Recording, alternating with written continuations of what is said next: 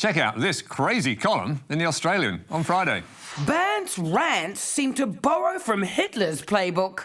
Yes, that is our national broadsheet, comparing Australia's Greens Party leader to Adolf Hitler, in what must surely be a new low for the Murdoch-owned paper that is currently celebrating its 60th birthday.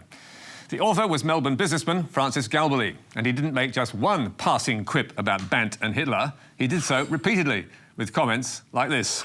In my opinion, there appears to be alarming similarities between Adam Bandt's Greens and Hitler's National Socialist Workers' Party of the 1920s and 1930s. Both leaders are ideologues and demagogues. They are anti-Semitic in their rhetoric, and this encourages in many a belief that the Jews are the cause of things wrong with society. So, that's calling the Greens leader an ideologue, a demagogue and an anti-Semite. And Bandt was then charged with copying Hitler's violent mass rallies. Bandt supports gatherings that seem to me frighteningly similar to those pre-Nuremberg rallies in Munich in the 1920s. His rhetoric and actions appear to encourage the anti-Semitic demonstrations at Parliament and on our city streets. This was Hitler at his most effective, and Bandt seems to have borrowed his playbook. And there were plenty more accusations to come, with the Melbourne MP accused of yet more scandalous tricks to whip up the crowd. Like Hitler, Bandt uses propaganda, discontent and fear-mongering to gain support. His rhetoric on tax and anti-business plays to his supporter base, much as Hitler did. The online article attracted more than 880 comments from readers in 24 hours, most of whom did not blink an eye at the Nazi comparison, with some crying, "Bravo! Excellent commentary. The most important article of the week." But even in a crowd that loves the Oz, there were one or two who called it out. I'm not a Bandt fan at all, but you're stretching a very, very long bow with your Hitler analogy. Adam Bandt equals Adolf Hitler. Once you compare a relatively mainstream Australian politician to Hitler, you've left the space of reasonable conversation. And on X, there was disbelief. This is disgusting false equivalence that minimises the horror that Hitler brought to this world. So, who at The Australian read this column and thought it was a good idea to run it? And why? Even if they didn't want to spike it for being crazy, stupid and offensive, didn't the lawyers warn that it was likely to be hugely defamatory? After all, Hitler jailed and killed his political opponents, started a world war in which 70 million people died, and ordered the killing of 6 million Jews. Surely it wouldn't be hard to prove the Greens are not similar to the Nazis, and that Adam Bandt is not Adolf Hitler if he sued. But whatever happens, The Australian should take that column down and apologise. It is a new low for a once proud paper and an absolute disgrace. Roxy Jacenko loves a great PR stunt, and this time she's come up with an absolute doozy. The branding queen is in the studio with an announcement that's going to change one lucky person's entire life. Hello, I'm Paul Barry. Welcome to Media Watch. And that was Seven's Larry Emder back in March, talking up an amazing deal from PR queen Roxy Jacenko. And hold tight, we have some new developments. With what co-host Kylie Gillies called her most audacious project yet, which saw Roxy doing what she does best, using fawning, gullible media to spruik her brand. And what was the come-on? As she explained to Kyle and Jackie O. I'm giving away a $10 million house. Jesus Christ! $10 million house. And that was the theme of the gushing headlines which followed, which were all about the amazing $10 million giveaway, with Roxy telling Seven's morning show that she wanted to help one lucky person get into the expensive Sydney property market. So if I can give someone that opportunity to either, live in that house, rent it out or sell it, I give them the chance to be a multimillionaire overnight. Okay. Yes, altruism, pure and simple. And Seven was so dazzled by Roxy's generosity, it let her record a video at its news desk to spruik her gift. Yes, you heard it right, here on Channel 7 exclusively. Incredible stuff. So, was there a catch? There certainly was, because as we explained in March when we first covered the story, the chances of you winning the house with a sign-up to Roxy's marketing bootcamp came in at 247 million to 1 against. Or as 2GB's Ben Fordham put it, after the magic had started to fade, there's a snowflake's chance in hell of anyone getting the $10 million home.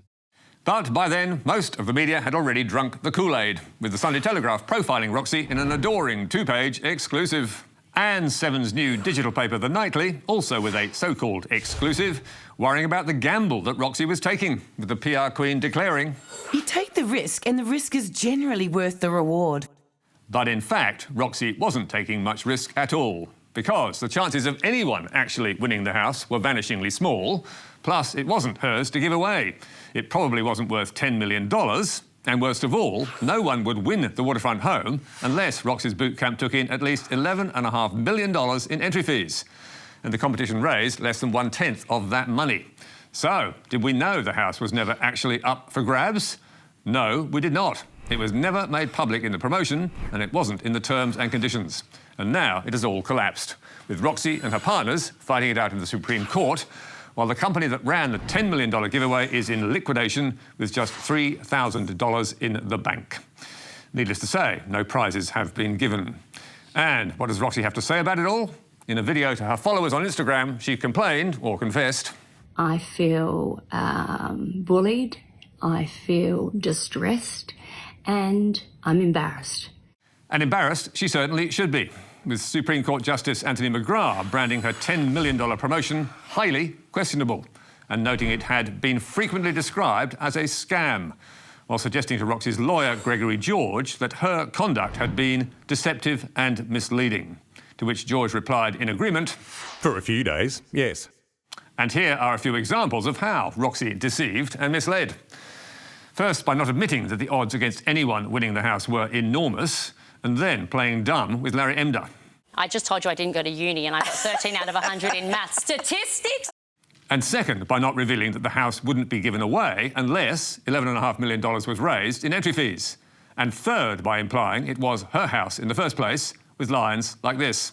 The most amazing spiral staircase. I've wanted one of these for that long and finally I've got one. But last month, Roxy made another big claim on which the jury is still out. I want to sleep at night and I want to know that I did what was right. Full refunds, from me personally, will commence occurring from Monday. Bear with me, it will take some time. Yes, Roxy has promised to refund almost $700,000 to all 7,500 people who entered her competition. So we'll see whether that pledge comes true and brings her some redemption. I'm processing refunds from my own personal bank account. If you're an honourable person, you put your hand in your pocket and you refund people, which is what I'm doing. But it's not looking good, because Roxy posted the refund request form online with a 7-day cut-off that expired at the weekend. So the chances of everyone getting their money back look slim. But Roxy and her partners are not the only ones who should be embarrassed. The media who rushed to believe her fairy tale are also to blame, because they gave her massive free plugs while failing to get answers to the most basic questions. So, are they pinching themselves and vowing to do better next time? I think we all know the answer to that. All of this has gone arse up, has it? It has. These things, sometimes, they go belly up. I don't think it's her fault, is it? These things happen in business. It's not her fault, I don't imagine. If it's in the terms and conditions, there's been no, con here. That's what you might call stupidity squared. They can't even see that they and the public have been taken for a ride. And now to last weekend's European elections and a surge in support for far-right parties that so rattled the French president he called a snap election. Europe swings to the right, led by France. Far-right gains in EU elections rattle France, Germany. Battered by far-right, France's Macron bets big on risky snap election. And on Sky's The Late Debate, those results were the cue for unbridled celebration, with host Liz Storer, the former director of Advance Australia, unable to contain her excitement over a surge in support for anti-immigration and anti-renewable parties. In a win for the almost 450 million people living in the European Union, the leftist cesspool that has been European Parliament for a very long time has been drained. Every 5 years, they get a chance to drain that swamp, and this year, gosh, did they deliver. Drain the swamp being, of course, one of Donald Trump's campaign slogans. Storer was also thrilled by a crushing defeat dished out to Belgium's coalition government and gave their departing Liberal leader this extraordinary send-off. The world's smallest violin plays. Goodbye, globalist scum. It is charming stuff, and it shows how Sky After Dark is becoming both nastier and more extreme as it gets closer and closer to the Murdoch's money-spinning Fox News model, with Storer suggesting that these far-right parties stand for ordinary people with ordinary views. If you watch any mainstream media, they're saying the far right parties have taken over. Or maybe just mainstream values won out. One of the parties Storer name-checked was Germany's AfD, or Alternative for Germany, a Eurosceptical, anti-immigration party which won 16% of the vote, despite a scandal over a remark about Nazis by its lead candidate last month, which saw his own party blacklist him, as London's Financial Times was reporting last week. German far-right expels SS apologist from European Parliament caucus. Maximilian Krah had caused outrage in Europe with a joint interview to the Financial Times and La Repubblica, in which he said that not everyone who served in Adolf Hitler's SS was a criminal. For Sky to suggest the AfD is not a far-right party is not just alarming, it is preposterous. And 2 nights later, as Liz Storer continued her praise for the party's rise, co-host Joe Hildebrand finally shut it down. The AfD are a nasty bunch of really bad people. Do you have a single illustration of what you are talking about? A modern-day illustration? No. Not modern-day illustration. People can go and look into it if they want, but I'm just saying, for the sake of this show and for the sake of your fine reputations, I wouldn't be praising AfD as a bunch of freedom fighters and a bunch of wonderful people. At least there is one adult in the studio. Meantime, on Sky's Rita Panahi show, regular commentator Prue McSween was jumping on the anti-immigration sentiment that helped deliver votes for Europe's right-wing parties, saying, they're as impacted as the rest of us on these open-door policies of migrants coming in, invading, third world countries invading these countries and competing for jobs, competing for housing, and changing the very nature and culture of the country. Third world countries invading our culture. Finally, to a spectacular clash between the old and the new, wrapped up with a bow in this clickbait headline. Remote Amazon tribe finally connects to internet, only to wind up hooked on porn, social media. Syndicated from the New York Post and republished on news.com.au, the story claimed a remote Marubo tribe in Brazil's Amazon rainforest, numbering 2,000 people, had been torn apart by social media and porn addiction. And it was all thanks to Elon Musk's Starlink internet service.